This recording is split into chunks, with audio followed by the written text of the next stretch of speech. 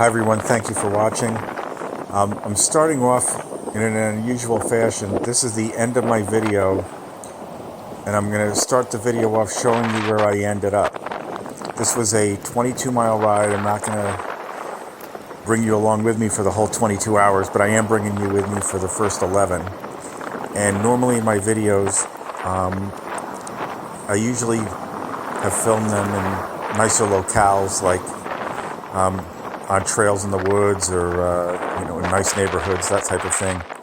But this time I decided to do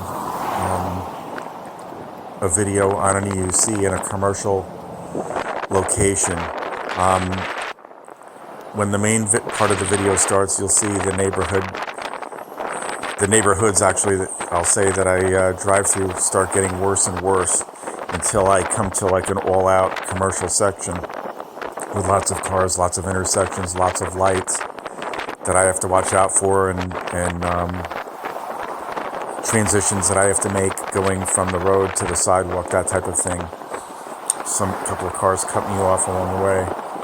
And but anyway, I wanted to do a commercial area because to me, it really tests your limits and skills as a rider.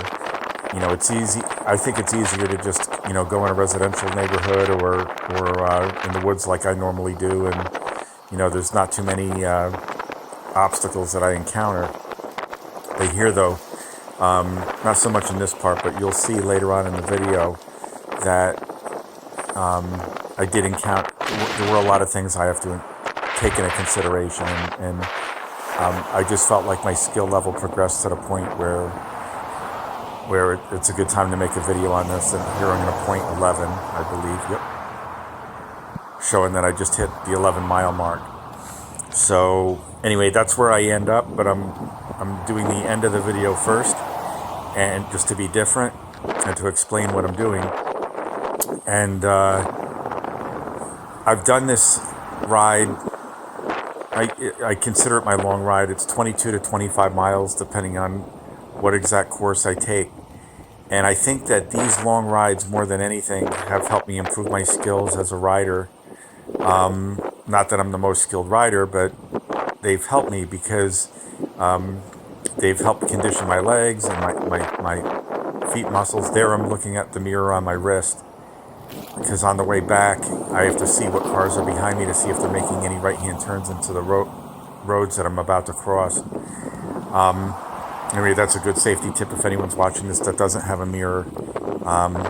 I know there's a couple people like Marty and Duff that like having a mirror mounted on their helmet. I'm not really into that, but I like this one on my wrist. That way I can lift it up whenever I want, and I still am able to concentrate on what's in front of me.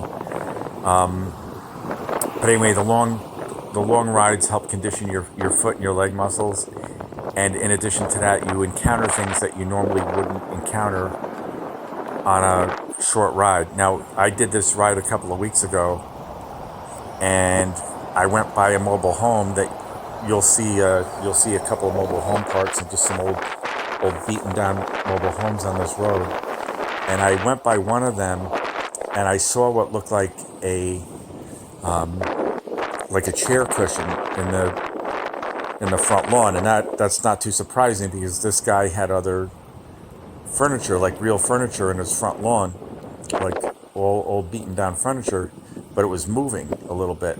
And so I got off my 16X here, and I looked closer, and it was actually like a little pig, like a little fat pig that was gray, and it looked like a cushion, an old couch cushion, and I think it was eating the grass or something. I don't know. And I had taken a couple of pictures of it.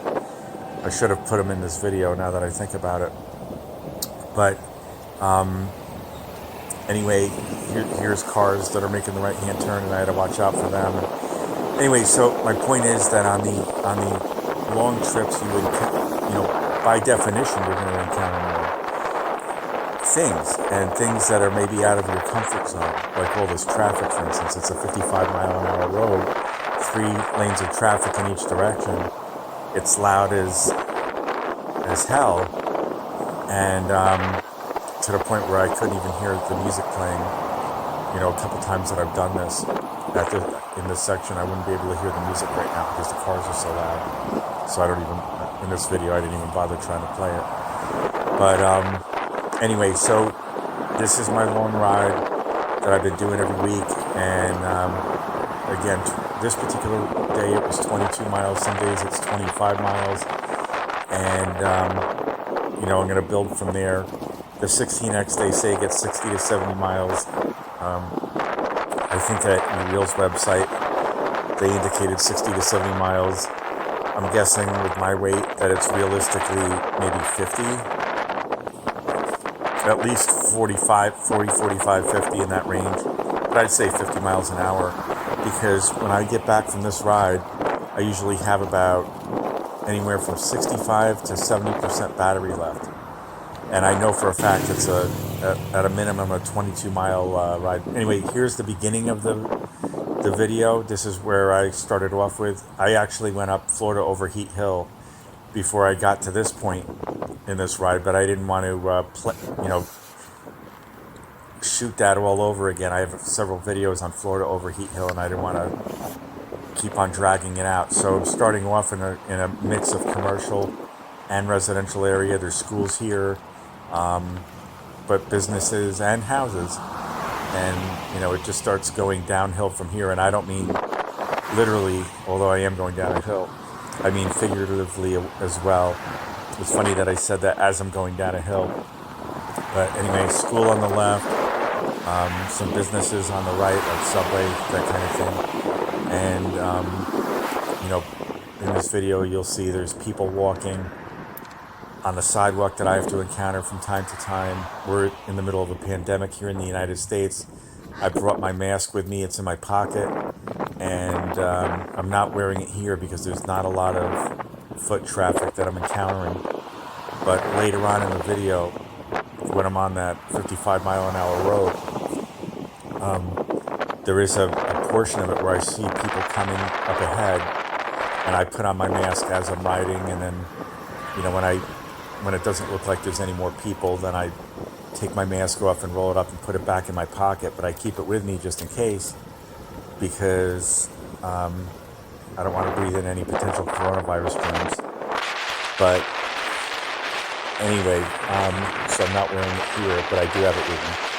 And houses off to the left, 2 lanes of traffic in each direction on this road to my right. It's like a main road going into the area where I live. And then it connects onto that bigger road that I was showing you earlier on in the video. So, anyway, I'm not going to narrate through the whole thing. That's what this video is about. Thank you for watching. Please watch the whole video, or as much as possible. And I'd appreciate it. It was a lot of work trying to not only do the ride, which isn't work, it's fun for me, it's pleasure, but carrying now here's a guy that I kept on yelling at him to move and he wouldn't move, and then at the last minute he kind of moves over a little bit, and he gives me a dirty look, as if I'm doing something wrong when I had announced my arrival way ahead of time and I went really slow. Some people just don't want to move. I'm sure you've all encountered that. But most people do move. Most people are cool. And, they're just like shocked at what it is that you're riding on when you're riding an EUC or a one wheel. I'm not going to be able to make any one wheel videos for a while. I had bought a new one wheel back in October, I think it was, or November. And after I sold my old one. And I was riding it last night and I noticed the headlights weren't working. And so I contacted Future Motion, and luckily I was able to actually speak to somebody, because the last time I tried calling them, they didn't have anybody on duty because of the pandemic. But I was able to get someone, and he sent me a return label. I had to send them diagnostics and everything, and I think it only had 185 miles on it, if that, because it's so new. And I've been riding my EUC a lot more. And So luckily I kept the box, I put it in the box, and they said I can't ship it in the box that it came with, the one-wheel box. And I'm guessing because they know that there's a chance that if someone sees that box, they're going to steal it, whether in transit or, if it's left somewhere left somewhere. Anyway, so I had to bring it to a FedEx place because I couldn't find a way to get a FedEx guy out to me. And, the girl's like quizzing me on the batteries, which I've never had done before. It's like I said, I sold my old one wheel and I shipped it via UPS. There was never an issue regarding batteries, but this girl at the FedEx location had issues with it, and was quizzing me. Meanwhile, Future Motion ships the one wheel to you via FedEx, so the batteries are fine coming to my house. It's just that they're not fine when I have to send it back to Future Motion. That's the mentality that I was dealing with today. And she's asked, I told her they're not lithium-ion batteries, and I had to Google several times to try to figure out which kind of batteries they were, and I showed her, and I think I became such a pain to her that she just took, said, okay, we'll do it. And so I had to buy a box to put the one-wheel box in, so that way it doesn't get stolen in transit. And just a royal pain, so my whole day pretty much was, or at least half the day was ruined. Here I'm crossing an intersection in a residential area that's pretty busy. I normally don't have to deal with, traffic lights where I live, because it's ultra residential, but here I am. And it's good to have situational awareness anyway, and to get practice dealing with intersections that are busy with cars, that cars regularly use, and that there are traffic lights, because sooner or later you're going to encounter it anyway, so it's good to get a lot of practice under your belt. So anyway, like I was saying, it's good practice because you're going to encounter it anyway, and if you go to visit some friends or some other riders or ride in a different part of town that you're not used to, sooner or later you're going to be encountering traffic lights, so it's good to get as much practice as possible. And it goes back to, like I was saying, it's like I wouldn't have had that practice under my belt if I didn't push myself to go for one of these long rides.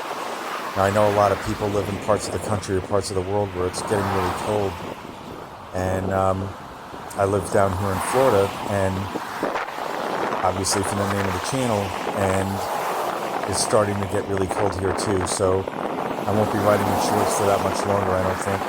And that's fine anyway, because it's like I feel more protected if I was wearing jeans with the gear on top of them instead of my bare skin.